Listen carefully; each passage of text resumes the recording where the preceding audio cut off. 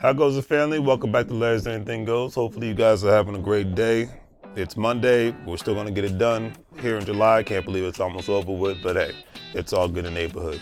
Today's subject matter I will be talking about is stressing over retirement. Now, retirement, the word comes up in everyday conversations and circles around most people. It's on their mind on a regular basis. Now, usually people start stressing over retirement when it's too late.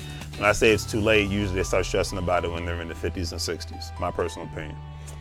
So meaning that when people get into the 50s and 60s, they really start to look at the numbers at the point in life when they should have more free time on their hands. Because free time, you can't put a price tag on free time. You can always make more money, but you can never make more time.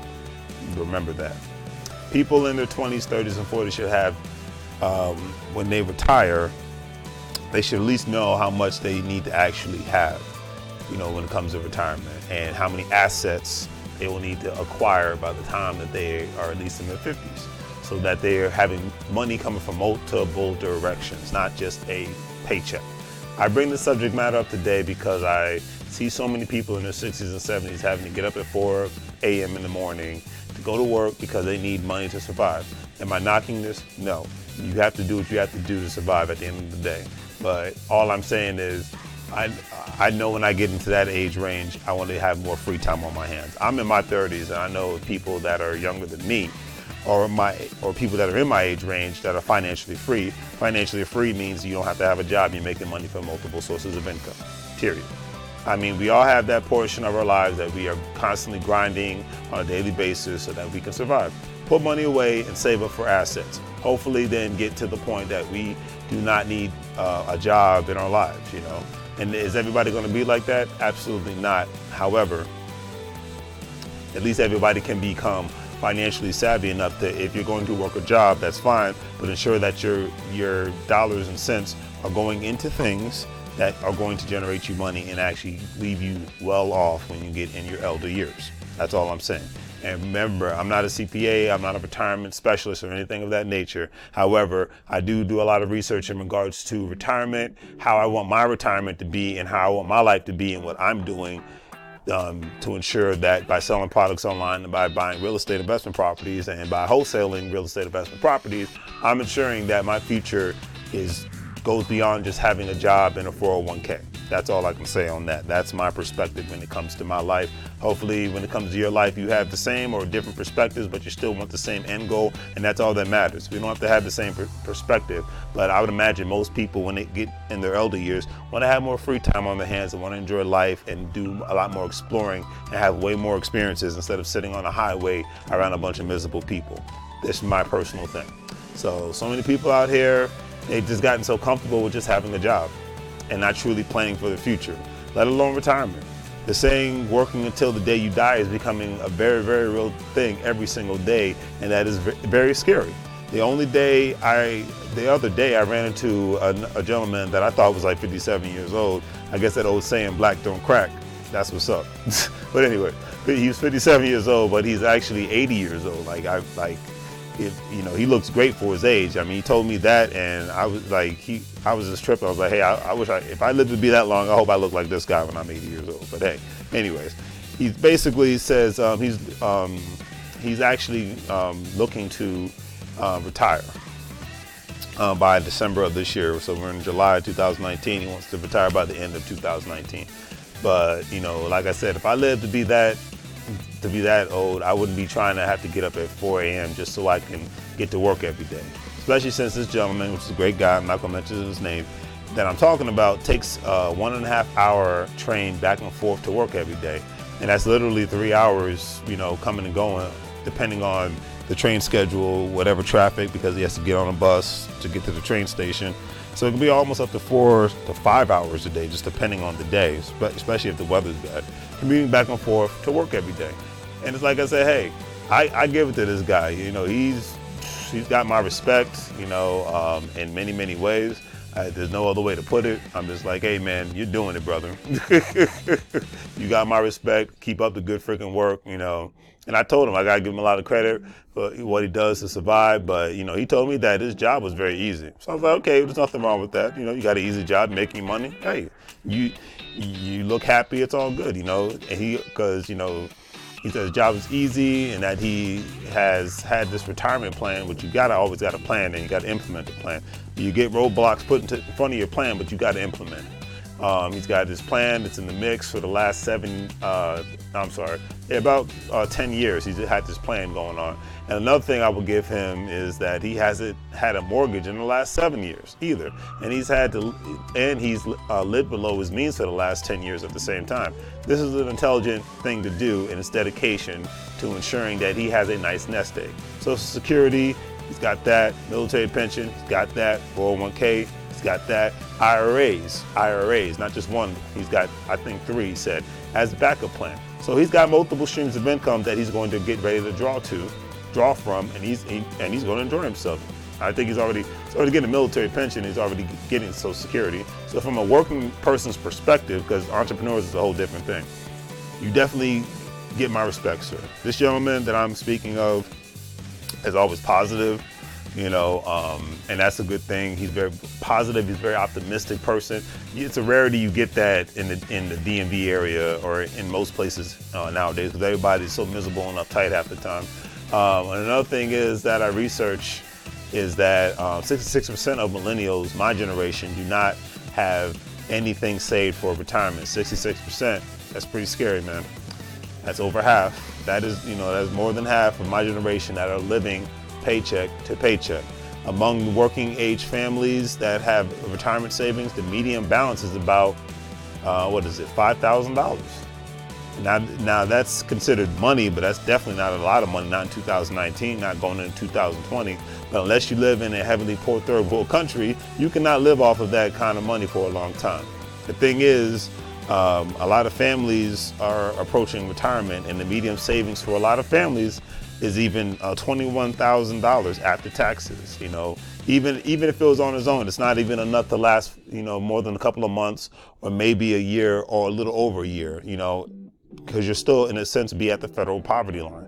So if you turn 65 years old in 2040, 2050, 2060, you may not be able to retire at all without changes. You know, that's just keeping it real. You know, Social Security is projected to pay full benefits only until 2035, and then will pay only 75% of the already low total. The average benefit today is about $1,300 a month, only slightly above the poverty line. So the thing is, this is not an attack on the government. This is an attack on the way people are, you know, planning their retirement. This is just a thing to say, hey, people, wake up. Try to figure different things out. Start co-opting with people to see what you can get together.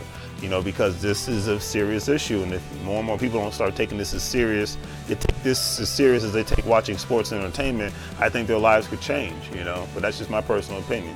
You know, so if you're banking on Social Security, you might be in some serious trouble. And you know, even your a little modest savings all at the same time, you could be in some serious trouble. You know, and it's just what it is. If you have Social Security and you have a 401k plan, then you're in better shape than most, but still at risk of living in poverty. A lot of people don't save in an employer plan because they don't. A lot of people don't, and I didn't realize this. A lot shows you how spoiled I am. A lot of people don't even have the option of having any sort of retirement employee retirement plan. You know, and you know, they don't have that option.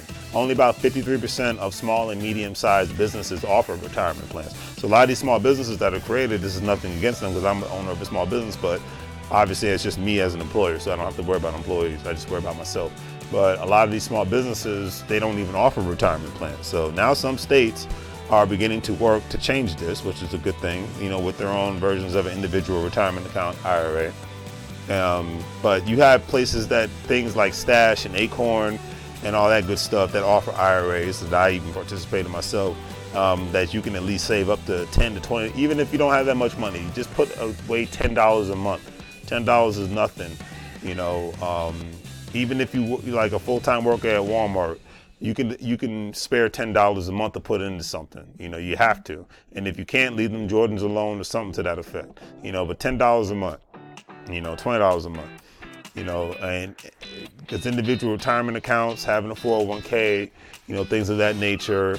Everything's being put on, the onus is being put on everybody else. And if you're not willing to be a participant and even trying on your own, especially with all these apps that we have nowadays, you can be in some serious trouble when you get in your elder years, man. And, we have a lot of homeless people and people that are in trouble because they can't or they're not trying to have some sort of a retirement nest egg. To retire in the United States, here's the crazy thing. You will have to have a nest egg of $1 million to $1.5 million. Now, obviously, it's all depending. Most people are not going to have that kind of nest egg. That's just not realistic. Nowhere in the world, most working people. But, those are the numbers. And those numbers are scary. So, or that or even, and here's the counter to that, or that at least your savings should be at the amount 10 to 12% times your salary, your current income. So it's like, think of your income and increase that by 10 to 12 times. So obviously everyone's numbers are different, but for a lot, that is the minimum. So it's just, you got to look at it like that. And if you are smart enough to pay off your mortgage by the time you retire and your personal property taxes aren't outrageous, because depending on where you live at, then you could be in good shape, but you just never know, because say, hypothetically speaking, if you live in an area and some big corporation comes, then the city or the county that you live in might say, hell man, the value of this person's home has gone up.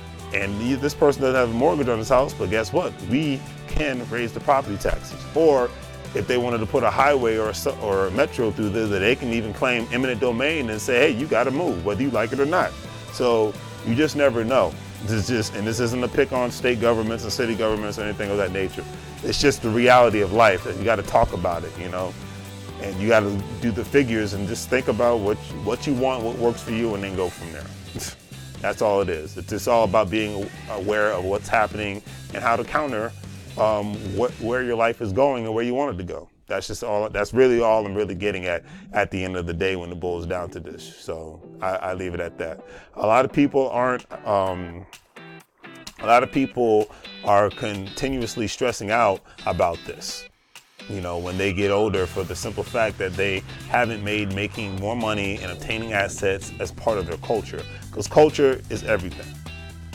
Culture is everything. No matter what I don't care what part of the world you come from, what language you speak, culture is everything. And a lot of cultures, people believe in family, they believe in putting money together, resources together, continuously building and building and building, so that people can be taken care of in their elder years. And so that they can obviously obtain more assets and create more businesses and actually have ownership in other things all at the same time. So not everybody's just always dependent on a job.